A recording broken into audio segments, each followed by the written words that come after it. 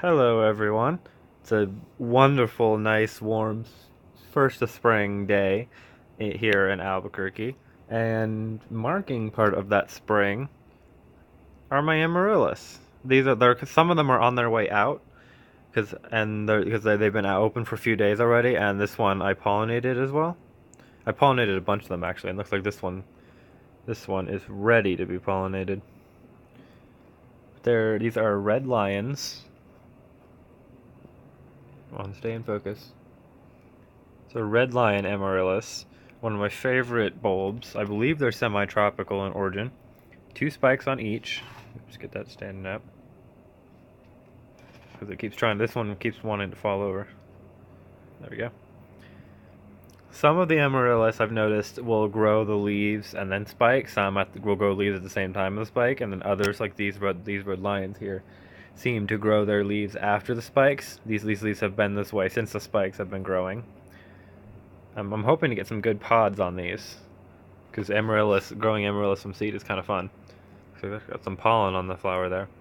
You can tell that this one is starting to fade. You can see it. This one, though, is just opening and has already got pollen all over itself. Red Lion's one of my favorites because it's just a classic red. Here's a better view of him. Just a nice classic red color. Sometimes I'll cut the anthers off when they open before they start to dry up and disperse pollen. Other times I'll just leave them alone like I did here. And I wanted to do it to see if I can pollinate them. As you can see, they're not gonna be, I don't think they're gonna be showing yet. This one's been pollinated, I think. So is this one. But the ovary here, hopefully will start swelling once the flower finishes. If all of them take, which I highly doubt, I'll probably cut them back to maybe one or two, I think 2 pods per plant. Because you get a lot of seeds out of them. I think like 40, 50, maybe more. It might actually be a bit high, I'm not sure, because it's been a while since I had a pod. But they're really easy. Amaryllis, they don't necessarily need a dormancy, but they grow best with a dormancy. So in the fall, after they've been growing all summer, you pull them up or bring them in and let them stay dry. Turn them on their sides if you want, so they don't get water in the root to the roots, and then just let them sit in a cool, dark place, cool, dark, and dry place through winter, and you can plant them up again. I prefer to plant mine in January, so they're blooming by March, like these are here. But some people prefer to plant them in November, so they're blooming by Christmas, which is good too, or like Christmas or New Year's. But like I said, I prefer to have mine blooming in spring, and that way, when they start growing, they go out for winter, or out for summer and spring. Amaryllis like full sun, lots of water. They're big bulbs. You can't see them in here now because they're buried. You want to plant them up to the neck as well, so the neck is still exposed. But they are huge bulbs, like size of my hand, like that. Some of them bigger, and so they make huge flowers and huge spikes, and so it takes a lot of energy. So in the spring, when they finish blooming, because that's when I plant them, I'll bring them outside during the day and start adjusting them to direct sunlight because they need lots of light in order to set enough energy for next year's flowers. And these bulbs I noticed are mealybug magnets. In the dormancy period, I'll come out there every now and then and see mealybugs all over inside the neck. And so I have to keep trying to treat them, and I think I lost a couple this year to them because I wasn't very good about treating them. I'm getting distracted by playing with my Chrysula right here, Chrysula rupestris. They're planted in a coconut media right now because that's what they came with, and that's what I prefer to use for them for their first year growing here. And then I have a couple others that are out. There's one you can see you can barely make out the pot underneath the stand there. That bloomed earlier, and because I got it earlier. But this one I always wait to plant them or get them until they can be blooming in early spring, so that they can go out by mid spring or late spring for summer. And then I adjust them to direct sun, And then I just give them lots of water, lots of warmth, and lots of sun, and they just grow. They grow really nicely. The long, strappy leaves, and since you can see how thick these stems are, they're actually hollow. I don't want to break one open and find out right now, or see right now, but they're actually hollow. And these took a while. These took a little while to develop. They kind of sat there for a while, and the spikes suddenly shot up into growing. But these are like huge flowers. Like look at that. That's with my hand behind that one. This one's even a little bit bigger. They don't last very long though. A week to a couple weeks is the most I've ever seen them. So these are kind of like seasonal. These are seasonal bulbs. I never see them for sale until fall and Christmas when they're sold for Christmas. I don't buy them then though, because word from the wise here. First, a lot of them are usually not good anyway. But if you wait until after Christmas, they discount them. I got these two for $2.50 a bulb, which was they were $10 for the kit, and I got them for $2.50 each. So I got a 75% discount, and they are obviously fine. They don't take any harm to waiting a little bit longer to grow. But if the conditions are right while they're in the package, they may start to grow, which is a problem because they don't grow any roots, and so they're only relying on the bulb itself.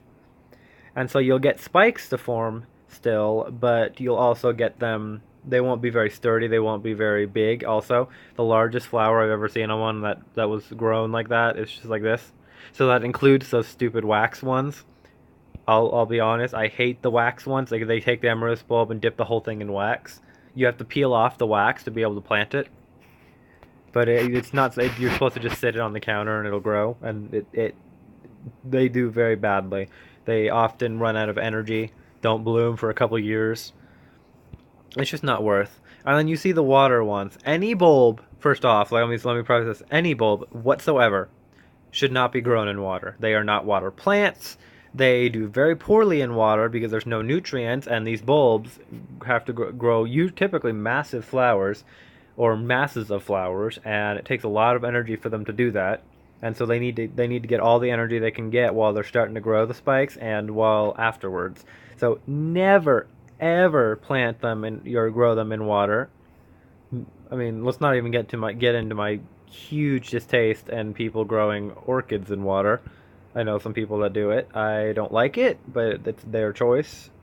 I just don't want anyone saying that they're better, that the water grown orchids or plants are better than their normal grown counterparts, because they're not.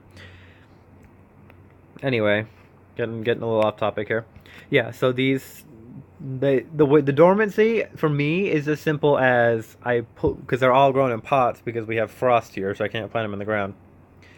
I'll plant them in the pots. They'll go on bloom. Summer comes and goes. In fall, usually around late September, I'll pull them out, wash off the soil off of the roots and the bulb. Cut off if they're. I've only had ever one bloom late in summer for no random reason. But if there are flowers, I have to cut them off. But I pull them up. I wash the roots off. I set them in the sun to dry a little bit, and then I take them into the garage and just leave them there. I should put them in like a box or something so the mealybugs find it harder to get at, but I'll do that. I'll do it this year for sure. But it's very simple. Just uproot, water, clean them off, put them in the garage. Do not cut the leaves off, because if they have leaves still, which they mostly should, I don't see it unless you live in the north and they've started to go dormant from natural cues. They do not appreciate that because they need all the energy that's in them, including even after when they get put in the garage. So what I do is since I uproot them, I wash the bulbs off, I leave the leaves, and I take them into the garage and just lay them on their side and like pull the leaves out so they're not crumpled, and the bulb will slowly drain energy out of the leaves back into the bulb, and the leaves will eventually dry up and come off, and so you can pull them off then, but do not take them off. Since they're not growing yet, it's kind of hard to get good examples of it. But strap-like leaves they get very long and sometimes can break. So what I'll do is I'll usually stake them a little bit so that the wind doesn't break them or anything. But they're just charming flowers. I mean, besides the fact that sometimes they can get pollen all over themselves if they're shaken or They open weird. And there actually is one. Let me see which flower. Ah, it's this one. This one is a mess.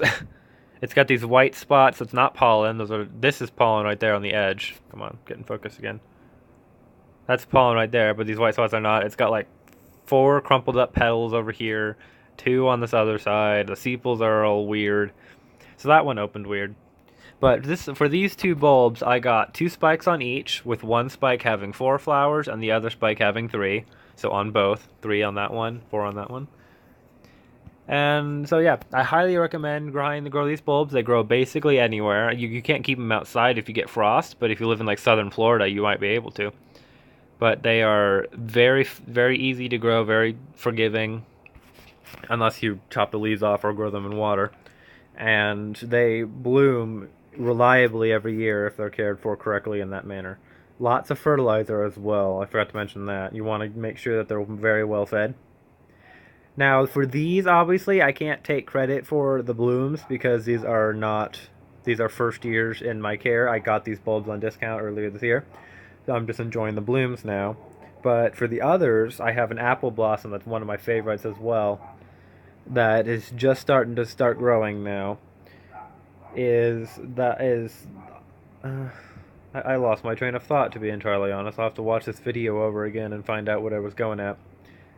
But yeah, these are very easy, very forgiving bulbs. Highly recommend them. They're usually cheap. Even when they're not on sale, you get these giant kits with like a nice large pot and media. It's actually kind of worth it. But I just prefer to get them on discount because that way they're not only are they closer to their natural or the growing cycle I want them on, but they're also cheap. I don't have to spend as much money. I can get more of them for the same price.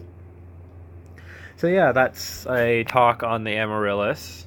I hope to have more of them to show you soon, including the ones I've grown for more than 1 year. And I hope also to have pods to show you guys later. But right now I'm just finishing up and enjoying the last of the flowers as they begin to fade. Well, the ones that have been opened anyway. Like this one's really starting to fade. But this one's probably got a few days in it. So does this one. They're very soft and they're very large and soft, especially when they get older. But they're really nice and soft.